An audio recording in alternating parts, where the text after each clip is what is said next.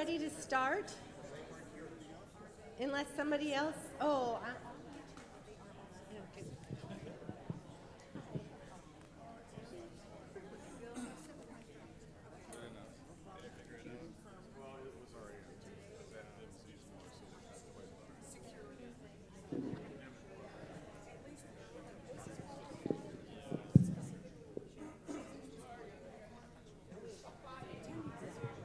I feel bad. It's our son's birthday. Calling all Frontier Fellowship staff. Okay. Hey. This is the last call. If you're on Frontier Fellowship staff, we're about to lock the doors. The plane will be departing.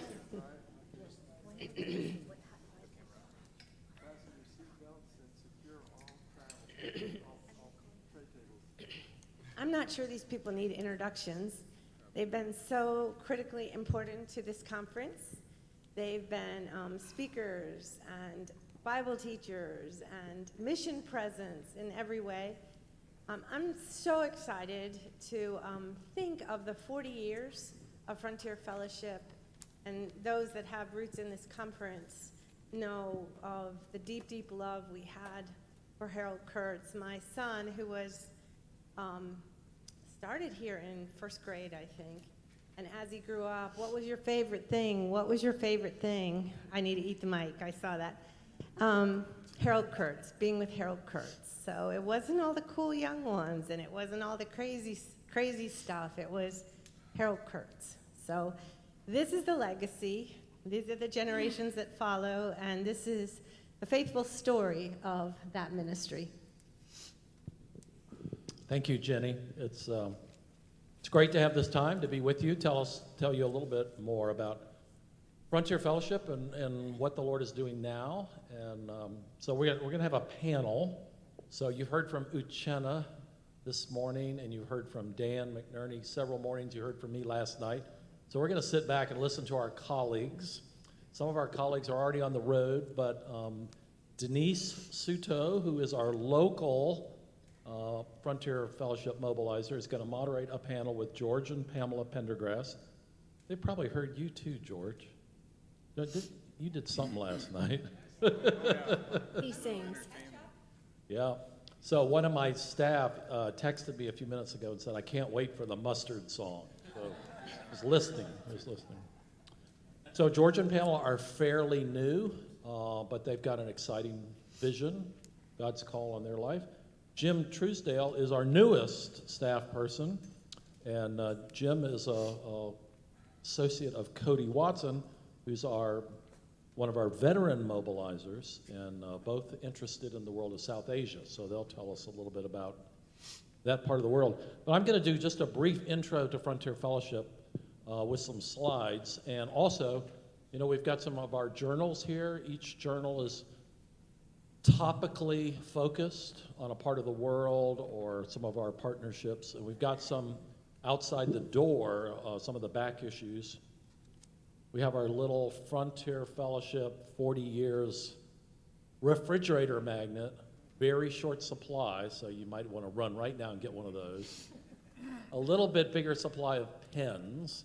We always give away pens when we go places, and there's a supply there if you want any of our cool stuff. So let me just show you a couple slides and briefly introduce us, and then let the panel talk to you. So we are celebrating 40 years. In 1981, Ralph Winter, our founder, had the idea of Presbyterians mobilizing churches for ministry among unreached peoples. And then Harold Kurtz took that vision and ran with it. We were hoping we'd show you our 40th anniversary video, but a little technical problem, so we can't do that. But we are celebrating 40 years with a big event in October in Nashville. If you haven't been to Nashville recently, you might want to plan a visit in October and come to our big event. And right after our anniversary bash, we're going to move into another mission conference. So if you could only do 2 mission conferences, if you could only do 1 mission conference in a year, you should probably come to New Wilmington, right? But if you could only do 2, and you caught the right year, you might want to do the Connecting Mission Leaders Conference. It's an every other year conference hosted by Frontier Fellowship, the Outreach Foundation, and the Antioch Partners. And we're going to do the conference after our anniversary, and it's on the future of Frontier Mission.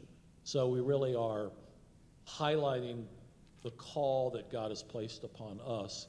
And we've got researchers, mission agencies, international leaders, church leaders, all talking about where is God taking Frontier Mission? What about unreached peoples? What are new movements and new ideas? And of course, that's our vision. It's a partnership vision. Every people group deserves their own indigenous church, and every church needs a mission vision. And you probably know this, but a people group is a group of individuals who have common affinity with language, religion, etc. And that's how people are usually reached, through their people group identity, not their national identity. You can go to the next. So, we were talking about Africa a little bit in Brother Uchena's message this morning. Africa has 50-some countries, maybe 57, but look at all the people groups. Hundreds and hundreds of people groups. Life is richer when you get close to people culturally and understand where they're coming from.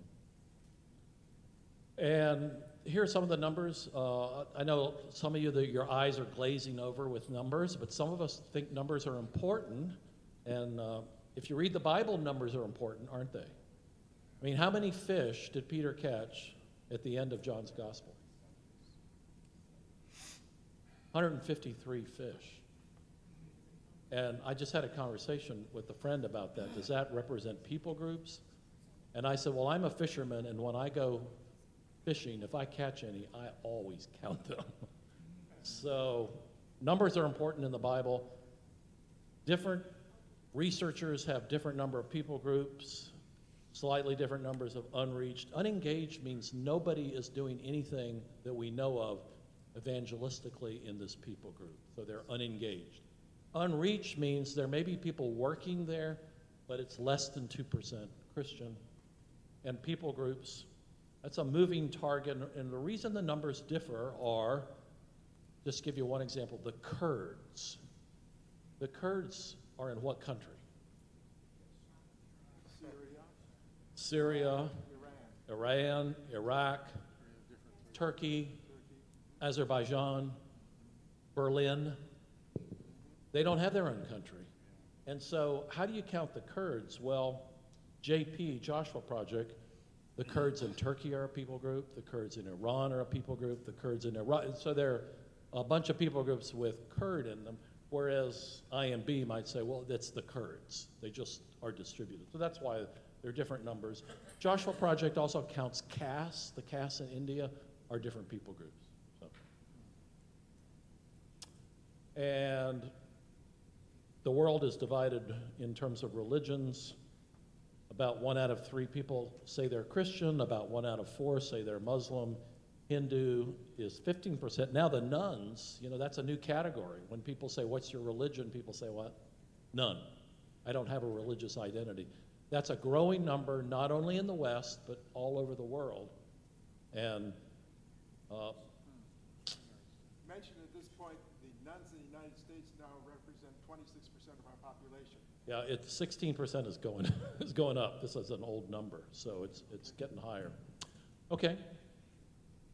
And just to take a look at the world, that's that 1040 window where Muslims, Hindus, Buddhists, Chinese folk religionists are dominant. That's where most of the unreached peoples are. And that's just with a little bit more gradation of provinces. And Ralph Winter is, again, the person that kind of put unreached people groups on the map. So in 2021, we're celebrating the 40th anniversary of his vision, which led to the United Presbyterian Frontier Fellowship, today Frontier Fellowship. Some people give me a hard time and say, in 10 years, will you guys be the fellowship? No, we'll always have frontier in the word. So, anyway, that's it for a little intro. Yes. I think we have availability to show the video if you'd like to do so. Oh, you're kidding. Yeah, give me just a second to pull it up. So, you know, technology is so amazing. I call it techno magic because I don't understand how sometimes it works, and then you count on it, and then sometimes it doesn't work. My wife was borrowing the car of one of our kids this summer with 7 grandkids at putt-putt, and the car wouldn't start. And she said everything flashed all over the dashboard, and it wouldn't start. It's a new car by missionary kids that were loaned a car by somebody in a church. And so my son-in-law came, he turned it on, turned it off, he turned it on, and it worked. Techno magic.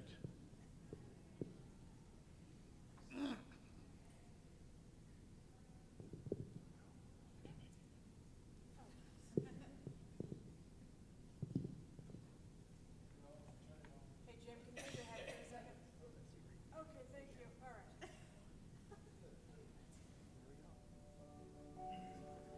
Frontier Fellowship began with the vision of Ralph Winter, a missiologist who discovered that hidden peoples would never hear the gospel unless someone crossed over barriers of language, religion, caste, and culture.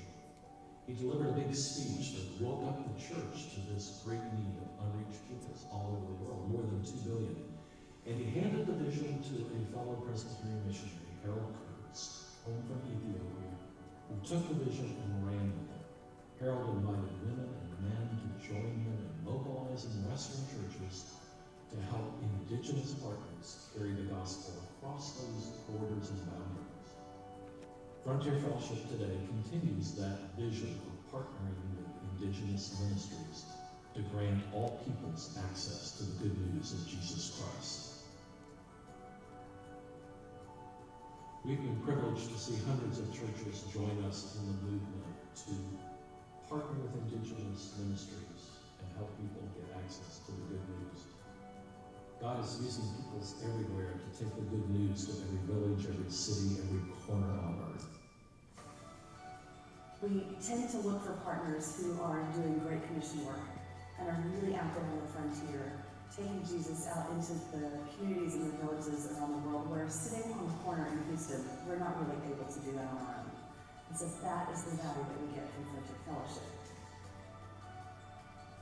It's been such a fruitful partnership for us because it's taken us from a mission perspective, from being a supporter of mission to actually being engaged in mission.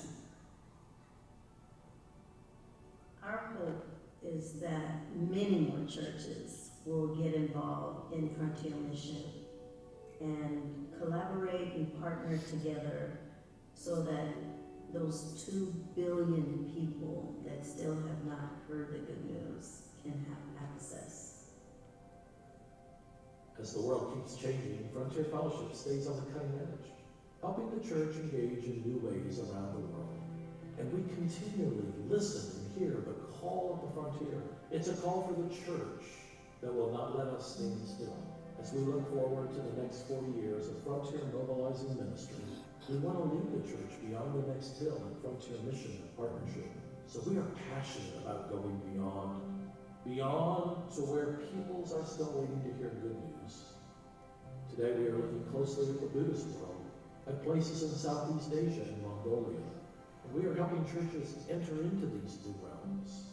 We are reaching beyond our current networks.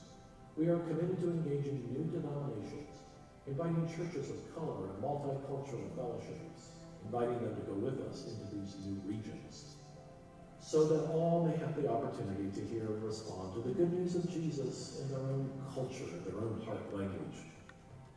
When I think about the vision statement for Frontier Fellowship, every people, an indigenous church, every church a mission vision, it makes me realize the importance that Frontier Fellowship places on understanding people in their unique setting and how important that is.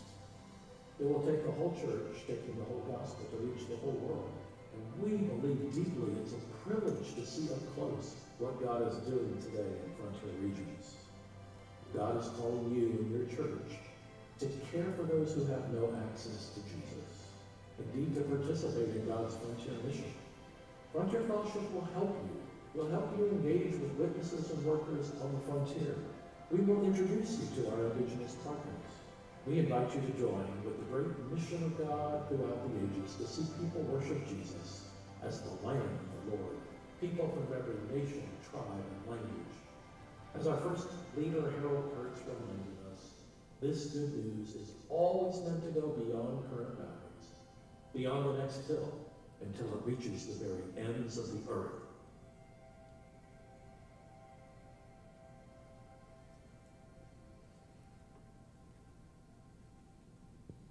Well, that kind of sums it up. Okay, well, we'll start the panel version of this. I have a couple questions that I'm going to ask each of us to answer for you to listen to, but that's really just like two things. And then we'll take questions from any of you for any of us, and nothing's too simplistic or, well, it could get too complicated, but we'll pray for that. I also want to point out, too, that in addition to this, I think one of our strongest attributes and focuses that we have is prayer. We have a monthly prayer email. If none of you are getting that, please let me know and I can get you connected. But there's no way we could do the work we do without prayer and many, many prayer warriors. So just keep that in mind and let me know if you'd like to be a part of that. So I think we'll just start with passing the mic and each doing our name, where we live, and what region we focus on. And then I'll ask the next question. So I'm Denise Sudo. I live here in New Wilmington, and I work in Eastern Africa, Sudan, South Sudan, Uganda area, with my partners over there. My name is George Pendergrass, and we are focused on Egypt and the Middle East. And I'm Pamela Pendergrass. My name is Jim Truesdell. I live in Birmingham, Alabama, and my focus is on South Asia. Is it working? I could say ditto. I live in Birmingham. I'm Cody Watson. I live in Birmingham, Alabama, and my focus has been South Asia, primarily India and Bangladesh. Okay, and I didn't realize, as in moderating, I'm ending up going first here. But darn it. No. I did want to talk about our calling. I think it's important for people to think about their calling and what God's calling them to do. I would argue that we get multiple callings in our lives and are sent in different directions. But in particular, I think a calling to Frontier Fellowship is a unique calling. You have to love what you're doing. You have to be okay with traveling. And you have to be really excited about what people are doing from other cultures and in different ways than we're doing them here. So we definitely have a unique group of staff to do that. So my story of calling is I actually had a major in international business, and I spent many years working in international transportation, and I loved my job. I didn't travel internationally. I kept wanting to. I think women were just becoming in the business world at this point, and I feel like my bosses were very nervous to send a young woman into other countries. There may be some wisdom to that. I didn't think so back then. But in doing that, I was getting involved more and more in my church and more involved in mission interests. And then we moved here to New Wilmington, and somebody in this room approached me about taking a class called Perspectives. So if you have not heard of Perspectives or haven't taken it, you really should go online at perspectives.org because it is life-altering. And so I thought I was going back to work to a salary and a company car. Turns out God thought I should raise funds instead. So we started the journey. I was very blessed to have Dave Dawson, Paul Musser, some other folks around here that were willing to step up beside me, coach me, support me, help me figure out what does this look like what do you mean I don't get a salary deposited in my checking account every 2 weeks? Well, I do now, but what does this raising support look like? How does it work? And this community here really, really embraced it. So I have to add that that's another piece of the puzzle, is just seeing the local community, my local church, all jumping in together and helping me to answer that call. What I didn't say, neither did my wife, that we are from Tennessee. We're from Hendersonville, Tennessee, about 30 miles north of Nashville. I'm trying to think of a succinct way to share with you what our vision is. I'll tell it to you like this. We went to Egypt. Our world was turned upside down. We noticed that God was doing something in Egypt amongst the Muslim people that our hearts connected with. We came home, tried to figure out, what did this have to do with us? How were we connected with this, and what was God trying to say to us? Fortunately, we had people like Dan McNerney in our corner, and he was asking us, what does the Holy Spirit seem to be saying to your heart? And I remember telling him, I said, we talked about this, and the one thing that seems to be a common theme to us is every time we've been on short-term mission trips,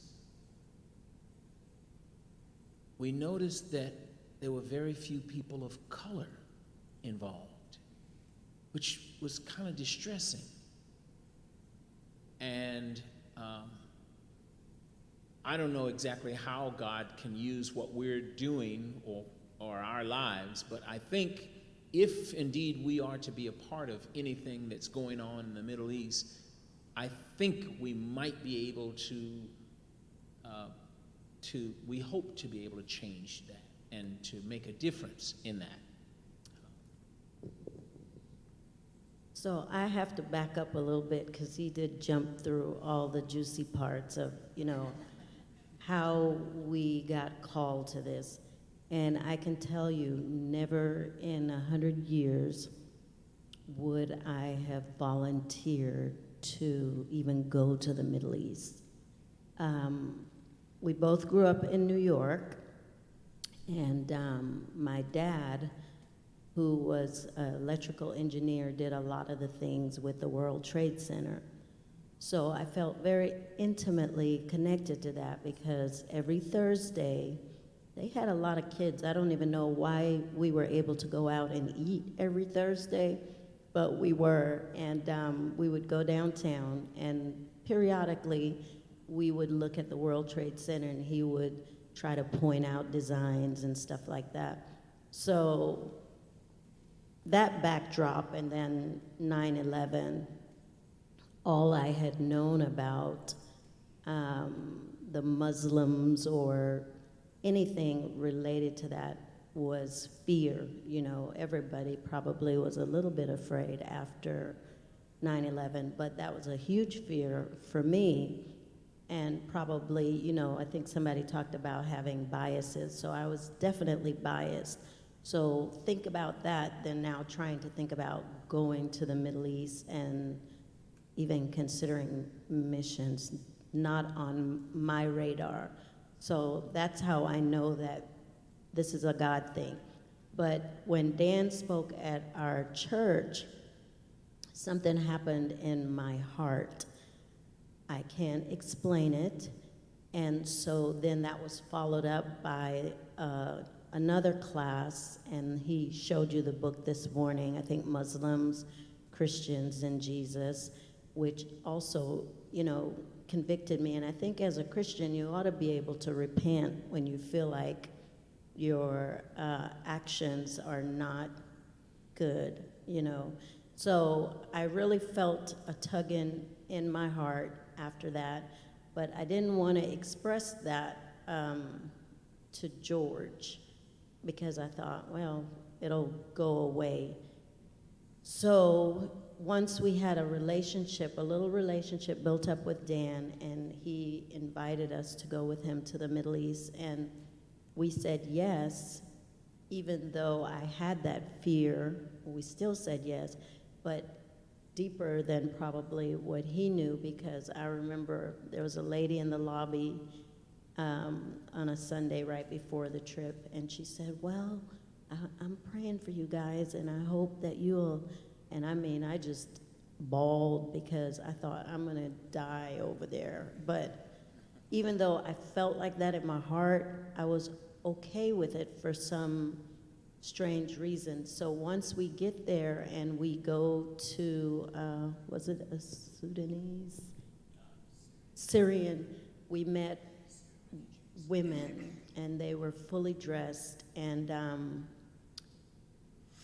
my heart touched their heart, and that was it. I think I fell in new love, because all the fear that I had thought about prior to that trip and all the fear that I experienced, all of that went away. So all of that to fast forward to say that we are now vested to learn more about the Middle East and learn how to do whatever we can. I don't know exactly what that looks like, but we're going to do whatever we can to participate in that ministry.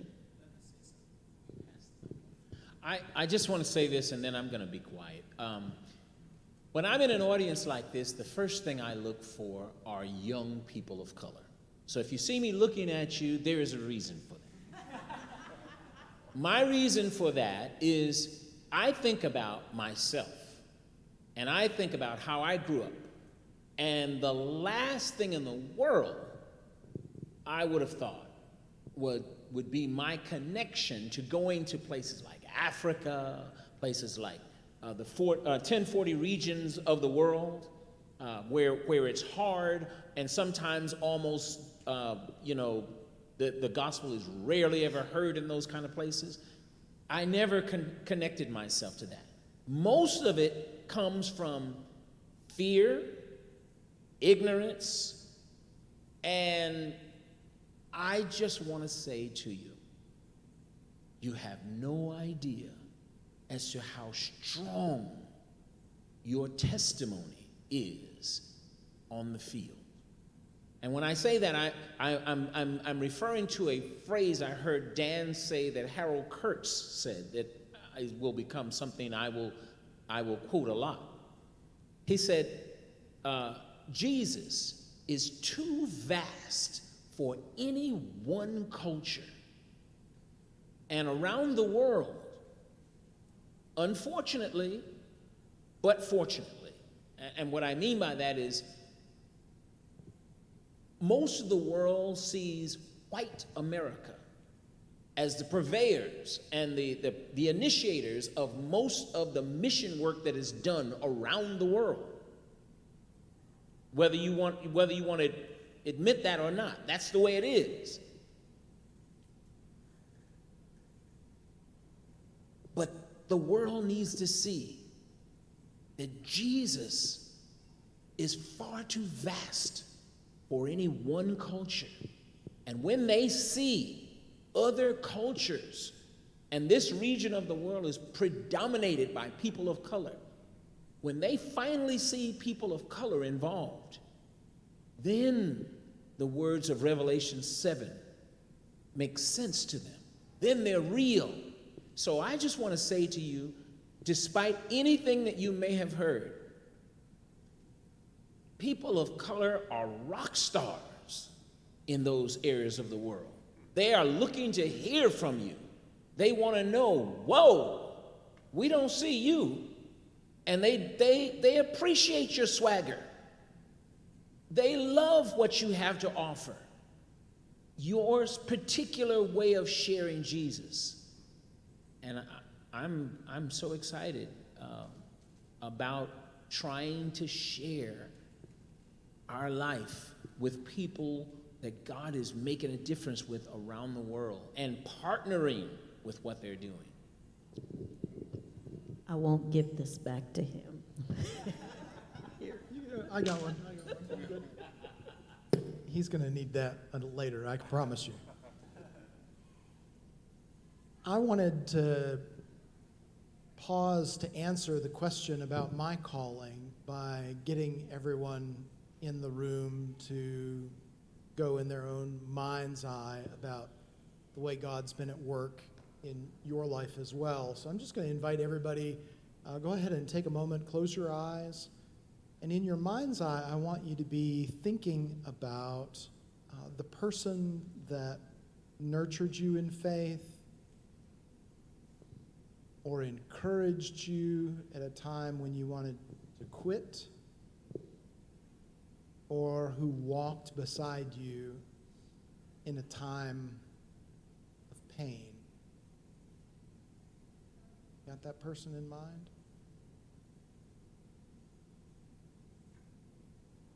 God, we thank you for the people you've brought into our life. Amen.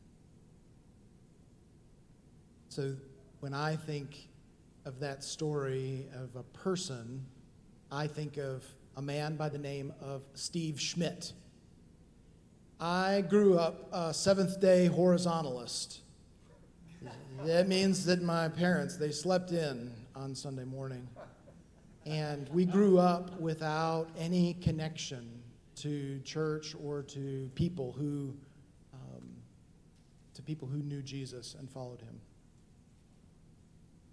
And there was a season in my life when I was a senior in high school where I had done some terrible things to a friend of mine. And I was really very, very isolated and alone. There were difficulties in our home that we were struggling with. And so that beginning of my senior year was just a really, really low time in life, and there were lots of struggles. I ran cross country and track all through high school and college. And during the fall of my senior year, we were running a race at a place called Webster Park. Webster Park, the cross country course, started out really flat, down around a lake, but then it made a sharp turn up to the hills and up a hill called Heart Attack Hill. Because it was about a half a mile long, a pretty significant grade, and it sorted people out quickly. I never was really a very good runner, and I never was really a terrible runner. I was just kind of in the middle. And by the time that race got started, I was absolutely alone in the middle going up this hill. I knew there were people behind me, and I definitely knew there were people ahead of me. And I get up close to the top where there's a little bit of a clearing. And there at the top of the hill was Steve Schmidt. And he clapped his hands and he says, "Hey, Jim, doing good? Keep going, move up." And then I was back into the woods and gone. And I remember thinking to myself, this man is out of his mind. Like, this is the dumbest sport in the world to come watch. And what in the world would you do, come all the way to the far side of this course, climb this stupid hill, even if you wanted to see me, just for 2 or 3 seconds? Steve began to walk with me. He began to teach me about Jesus. And more importantly, there were a lot of other high school students that were following Jesus, and they helped me to understand what it meant to live life. And so I realized later that Steve was on that difficult spot, far side of the course, because he knew Jesus, and that's what Jesus does, right? He meets us in the difficult places. He goes out of his way to make sure that we hear our name called.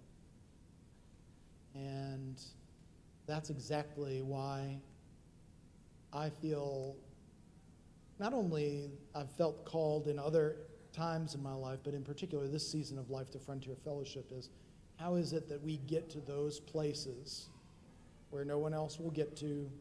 How is it that we connect people in their difficulties and in their struggles with the person of Jesus so that they hear their name. They hear their name called by the one who loves them and gave himself for them. So that's part of my calling. I think of 3 events, but the first one goes back to 1973. I was in my middle year at seminary, and there was a scholarship to a conference called Urbana 73.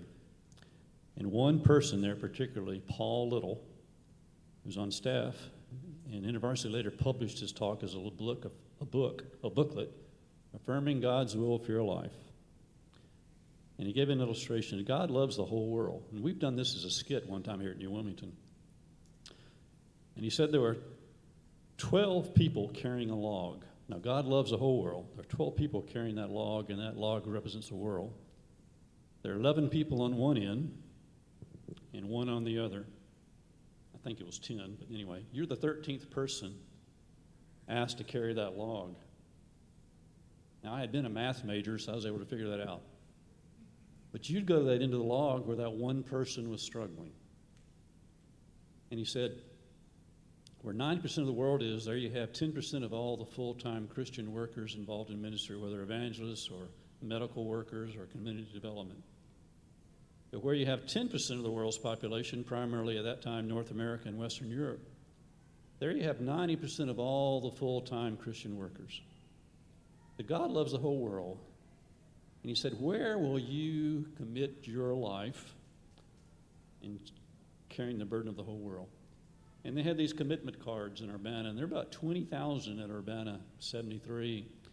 And 5,000 or so young people, and I was a young person then, made commitments. And I signed a commitment card saying, if the Lord opened the doors, I was willing to go overseas. And that's where my call began.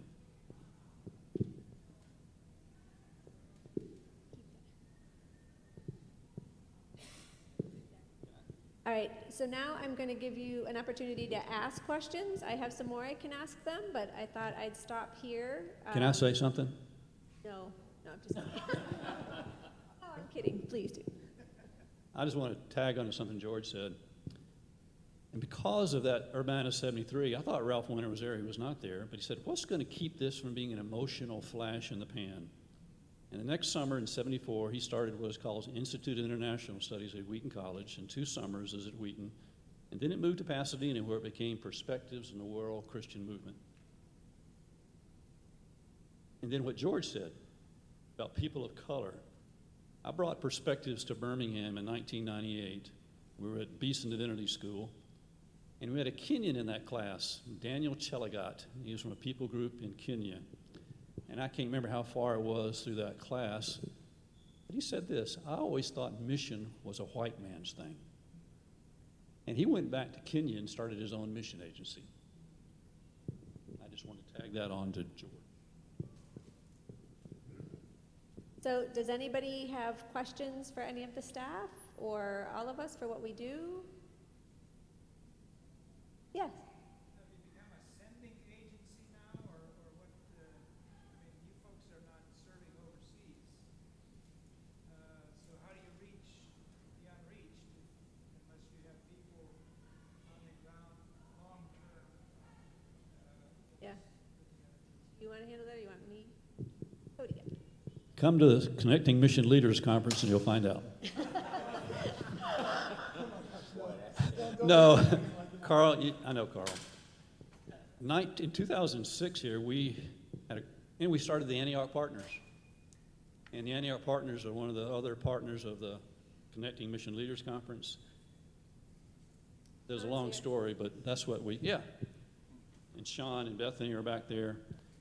But if say you want to go cross-culturally and I get to know you, I would get you to call Sean or Andrew Adair.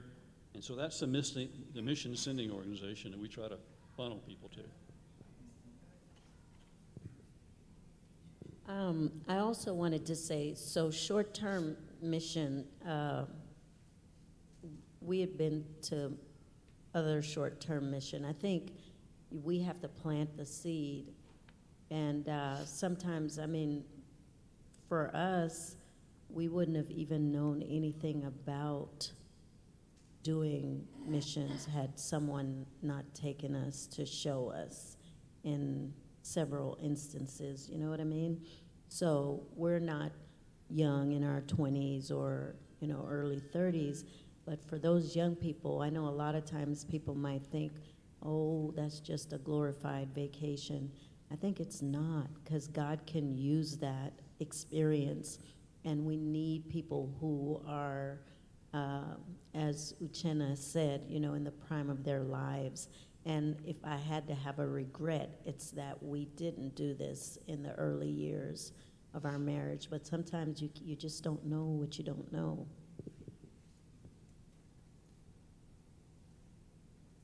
Mobilizers are people that are connecting people to what God is doing in different parts of the world. So even though we're not, that's a very good question, because after we tried to tell people that we were becoming mission mobilizers, someone came up to us and said, so when are you moving?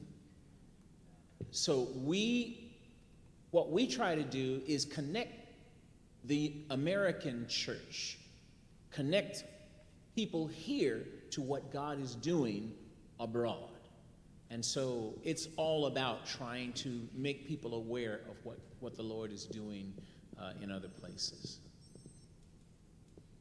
I want to refer something to the student volunteer movement. And this conference is a result of the student volunteer movement 116 years ago. There are 100,000 young people who made commitments to serve cross-culturally. There's A.B. Simpson, Moody, and others involved in that, John Mott. But 80,000 of those decided they needed to stay here in order they could send the 20,000. But they're all called and committed to finishing the task. And part of what we do is try to help people think about their stewardship. How much of our funding is going to that part of the world that has no access to who Jesus Christ is? So looking at our own stewardship personally in our congregations and at large.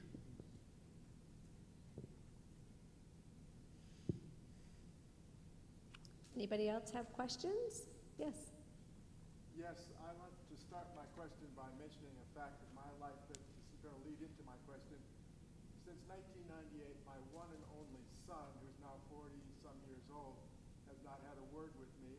I send him Christmas cards and birthday cards, but he never responds. Okay?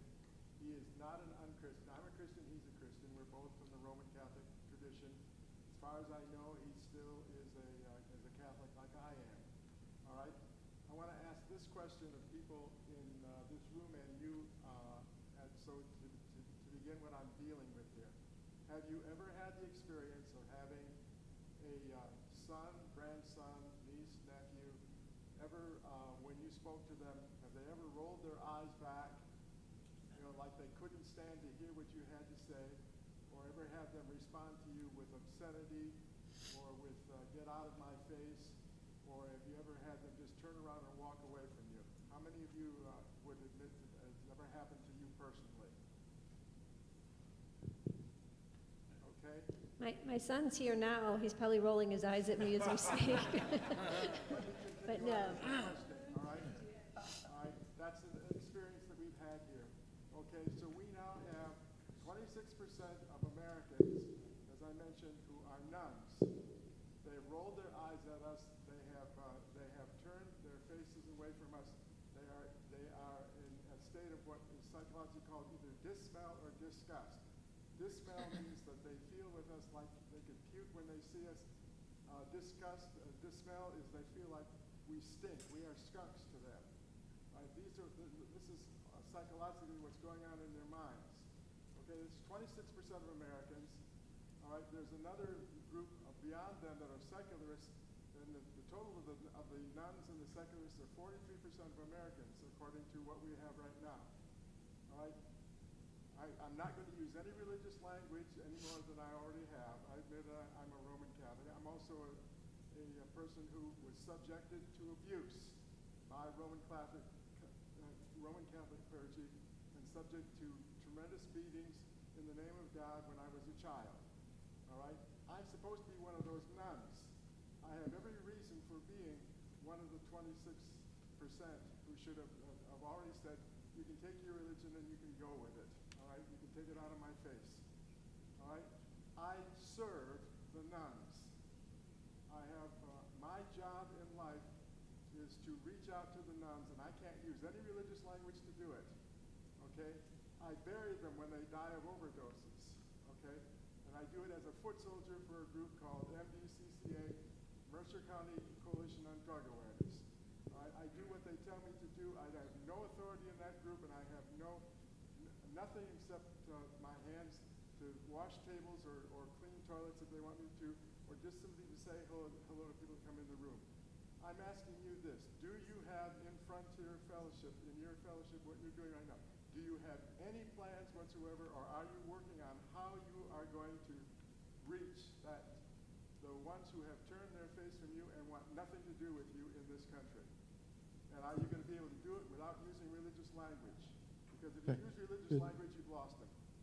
That's good. Okay. Denise, do you want me to take a stab right off Yes, you can. Okay, thank you. So, thank you so much for being here and telling the group a little bit about your story, and thank you for your work among people who need to hear about Jesus. And I appreciate that very much. So Thank you. can't ever use the word Jesus around them, because as soon as you use that word, they're going to roll their eyes or walk away. So I'm assuming this is a different group than the group that you care and love very deeply. So give me that. So I left the church about 4 years ago. I had served Presbyterian congregations for about 20 years. And I also had a desire to connect with people that you describe. And I've been working in neighborhoods, and in particular a neighborhood of the nuns. I will say this, in my experience, they do want to know that I am a religious person, that I follow Jesus. They respect that, primarily because they know that I love them and I don't take their pain lightly. I have seen in my trips to India that the partners that we're working with, and especially that love for people for whom they have no relationship to a church, that love is winsome, and those partners are loving people well. I think some of the research that's being done among Frontier Fellowship with regard to the changing migration patterns and movement to the cities, where we're noticing that the nuns are not just American, people that do not believe, but they are actually locating themselves in cities. And so one of the things that I'm hopeful for is the way that we connect with mission partners in these metropolitan areas that will be engaging similar people as to what you described. So I hope that answers your question, but more importantly, I hope that you hear that I'm thankful for God walking with you, and that you still are walking with him through all of the things that you've been through, and thank you for your ministry. Let me answer you by saying I appreciate what you said. You're the first person at this mission conference who's actually talked about the fact that nuns are people that need our love. Yes, no, agreed. Thank you. I'd like to ask the question of any or all of you. What is the most exciting thing, or is there a most exciting thing in the area where you're serving?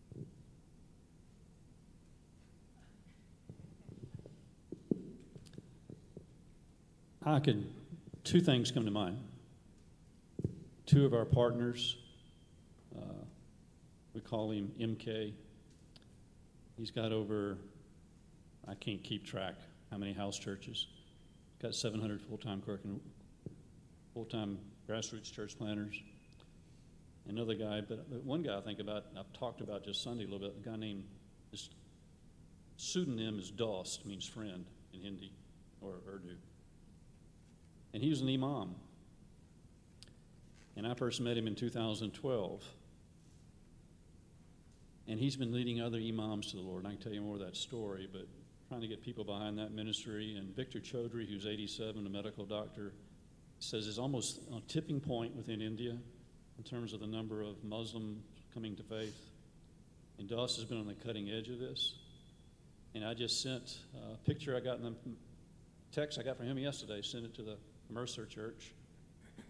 And he's got a small group of former imams who are studying the scriptures together, and using the Quran as a bridge to the gospel, to the Injil. And that's multiplying.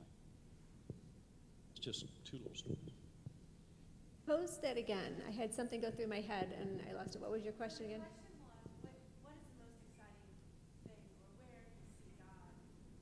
Yeah, and so I'll answer from a Sudanese and South Sudanese standpoint.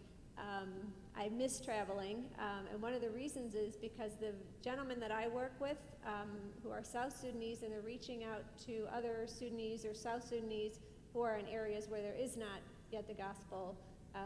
It's much more tribal, those types of things. And when we go, they bring in people that church planters have found who they feel are called or have potential to be leaders of new church plants, and they bring them in for training. So when we go, we sit around and we meet all these young men, and they're my son's age or younger, and they're coming in and they're so excited to know about Jesus, to understand forgiveness of sins. It's just, your heart just explodes because we go to church every Sunday. I love my church. I love my friends at church.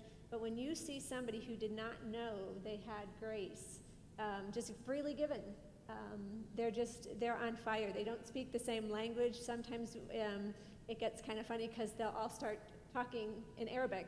And we're like, okay, where's the translator? Because they slip from English to Arabic.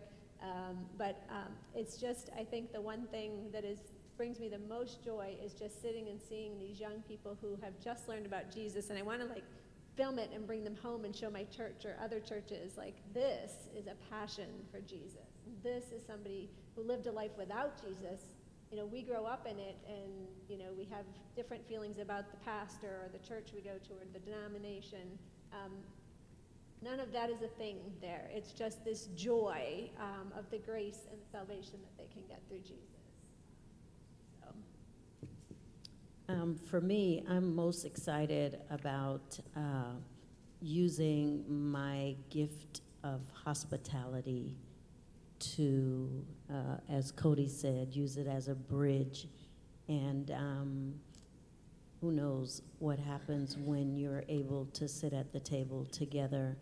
And to the gentleman over here, I have no idea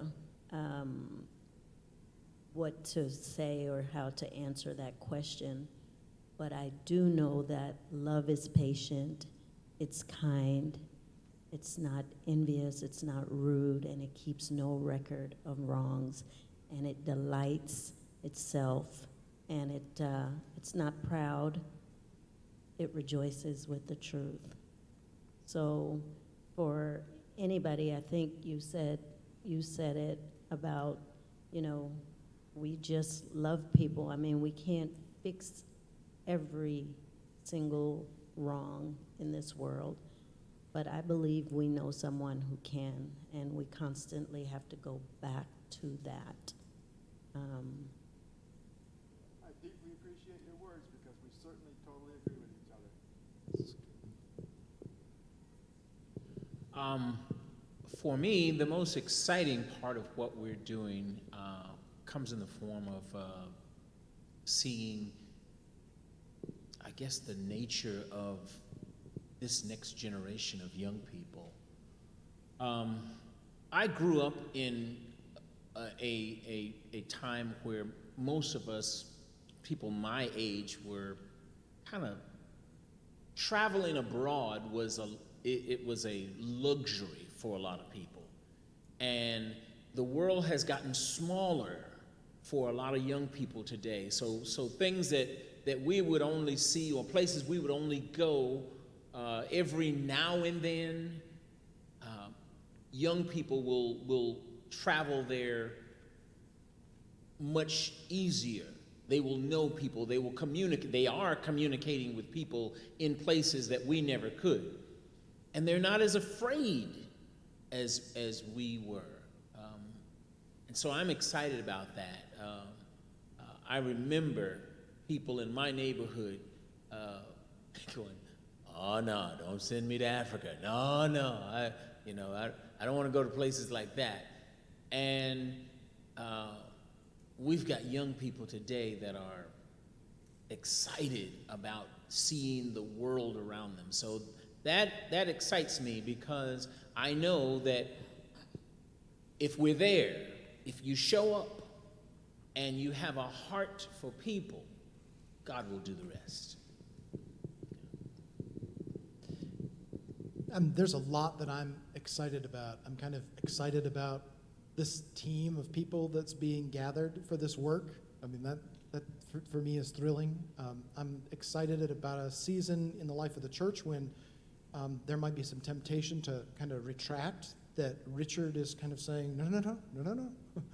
This is a critical moment. We need to be moving forward. We need to be doing what we can. But I would say for myself, more personally, the thing that excites me is that as we struggle with what it means to be followers of Jesus in the West, I believe that the seeds of our own renewal are actually in places of the world where God is at work among unreached peoples, and that the very people that are unreached today might be part of the renewal of our culture and our faith tomorrow.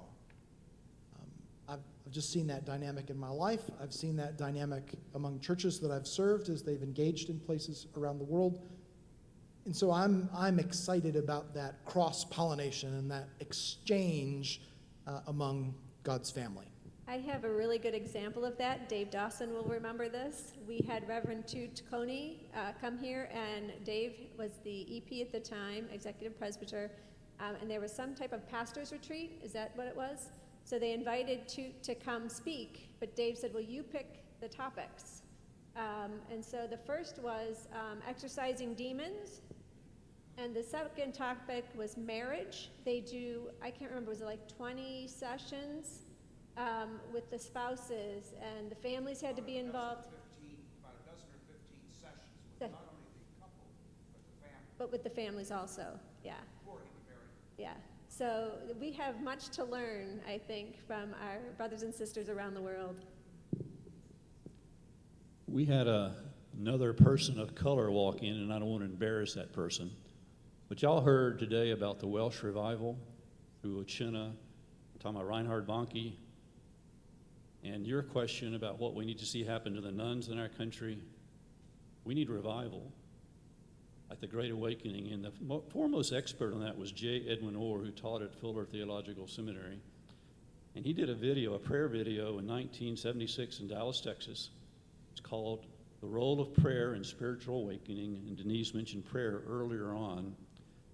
But this brother who walked in, there was a revival in Wales in 1904, and we heard part of that story this morning. There's another guy named Evan Roberts, started a group of 17 people, and revival broke out in Wales. And there were Welsh Presbyterian missionaries working in northeast India, in Meghalaya and Mizoram, and they were saying, "God, do here what you're doing in our homeland." And they prayed for a long time, but finally their prayers began to cool off. But some of them kept praying. And when I was living in Bangladesh, we were up in a Lutheran mission in the north part of Bangladesh, and I saw in the minutes at a presbytery meeting in Cherrapunji, India, the Holy Spirit fell. Because what they were praying for to happen began to happen. And now, correct me if I'm wrong, Bala, but this is several years ago I heard that there are over 1 million Kasi believers in northeast India that came out of as a product of God's work and revival in Wales. And it happened also in what is now North Korea about the same time. And the Azusa Street revival, God did a movement in different parts of the world. And J. Edwin Orr says when God wants to do something, he begins moving his people to prayer. And back in the 80s, there was these concerts of prayer, and that's kind of fallen away. But before I'll stop with this, look up that talk. You can find it on YouTube, The Role of Prayer in Spiritual Awakening. And it's only either 22 minutes to 32 minutes, and it's a headshot. But the content of that, and the revival in Wales brought social transformation. And he said, I researched all this, and I audited his last class at Fuller Seminary. He died in 1987. But he said all of a sudden the illegitimate birth rate just plummeted. And they were asking policemen, well, what do you do now? Oh, we used to have crime, but now we don't have any crime. Well, what do you do? We go where all the crowds are. It used to be soccer games, now it's in the churches. And there were bankruptcies. A revival created bankruptcies. The taverns went out of business. It's just amazing the transformation God brought through revival. And it leapt from all the way from England to Wales, all the way to Northeast India and elsewhere. God, 2 Chronicles 7:14. If my people will humble themselves and pray and seek my face and turn from their wicked ways, then I will hear from heaven and forgive their sin and heal their land. And we definitely need healing in the United States of America.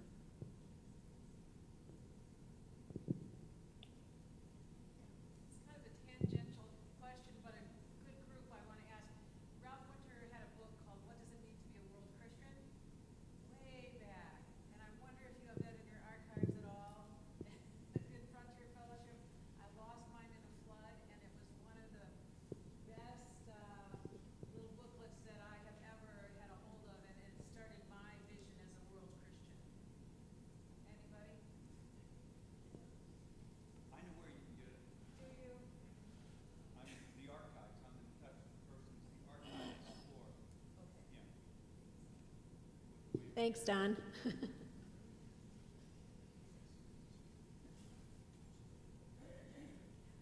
Any other questions? Anything else any of you? How come that's praying for you? Cody just spoke to us about prayer. How come that's praying for you? My number one prayer is going to be how we're navigating COVID. Just continued prayers for that. I'm getting in more churches here, but I'm going to say that probably most of us who travel, we really miss our partners overseas. Zoom isn't the same thing. And again, hearing all the stories, but yeah, just prayers for how we relate to our partners here and afar, and that hopefully the opening up and being able to get out more. I hope that you will pray that people will want to hear more about what's going on abroad. I constantly look at how I grew up, and we didn't really have much in a lot of African American churches.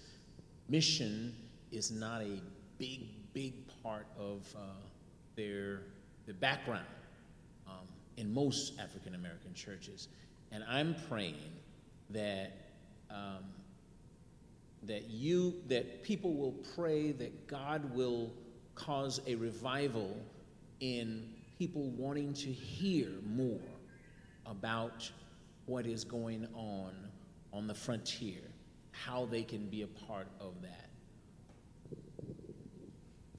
And part of that prayer is to ask God to remove the barriers that keep people of color outside of trying to get involved in mission, whether that's finances, time away from work, or whatever those barriers are. Please pray that those barriers will be removed so we can introduce a new generation to frontier missions. Just this morning, I was reading Nehemiah, and he prayed and fasted before he went to the king because he was concerned about Jerusalem. And that verse I quoted, 2 Chronicles 7:14, pray that God would draw me to my knees. I'd really take that seriously and what it means about prayer and fasting. And the Holy Spirit would show me and show us the things we need to turn away from.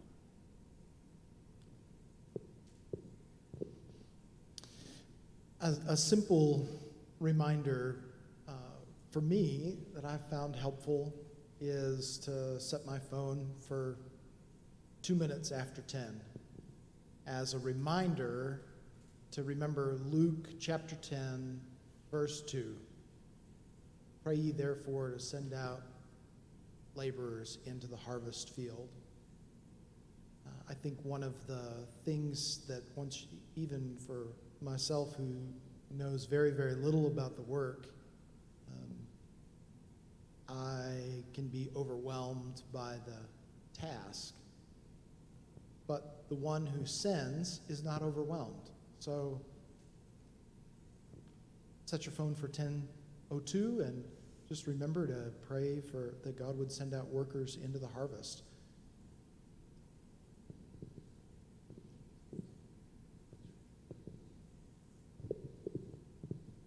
Just that kind of triggered the concept of prayer.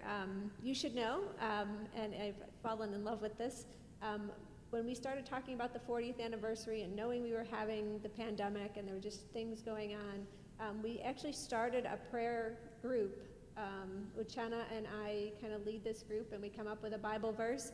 And so once a week, we're on Zoom, and we all pray together, whoever can make it on the call or whoever can't, but Uchenna and I are always there.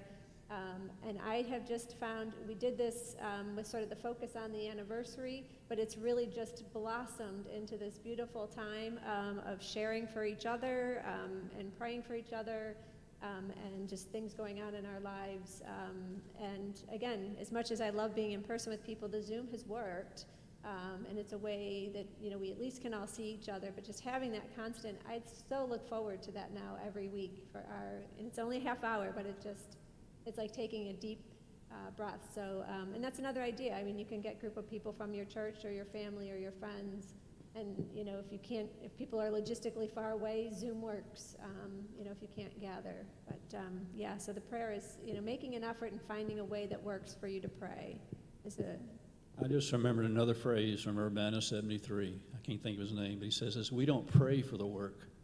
Prayer is the work. Well, he was probably quoting Oswald Chambers, but yeah, it was spoken at Urbana 73. I remember that.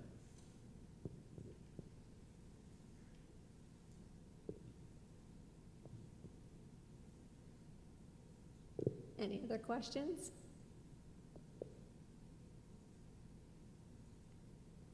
I think we ought to pray.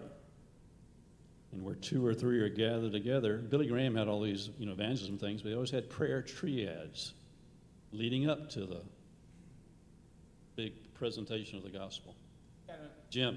Yeah. I just want to say one thing as an encouragement to all of you. I was a seminary student for 1978 through 1983. Most people get through seminary in 3 years. I took 5. So that tells you something about me. But anyways, I was out in LA when Ralph Winter was there and all this was getting started. And so this has been going on now through my whole ministry. And as someone who's watched it kind of start and where it is now, it's absolutely amazing to me what's happened. God's done a remarkable thing.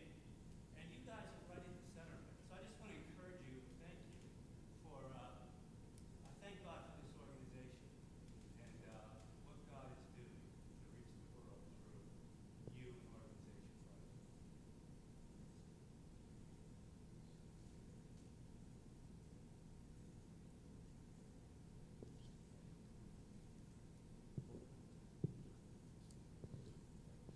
Just to organize this group that's gathered in some prayer triads. Is that what you think? And we'll split the 5 of us up?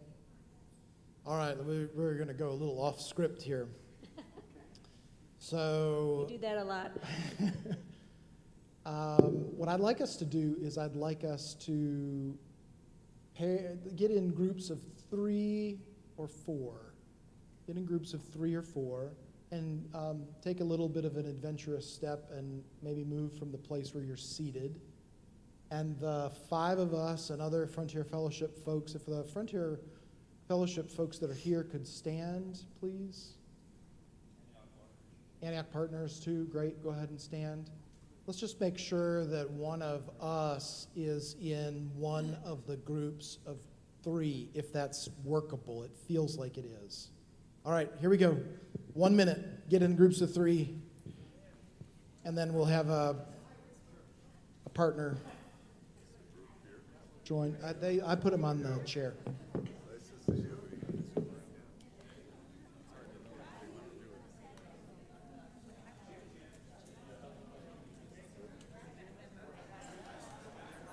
All right, 30 seconds. Has everybody found a group?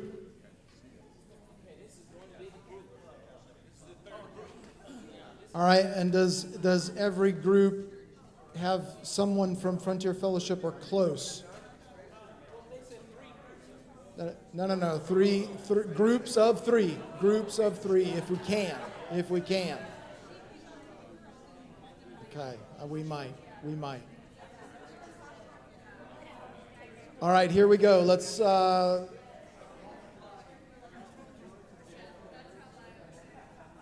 So let's go ahead and make sure that we pay attention to prayer. And so if the groups would just go ahead and begin after the introductions, and we'll get started.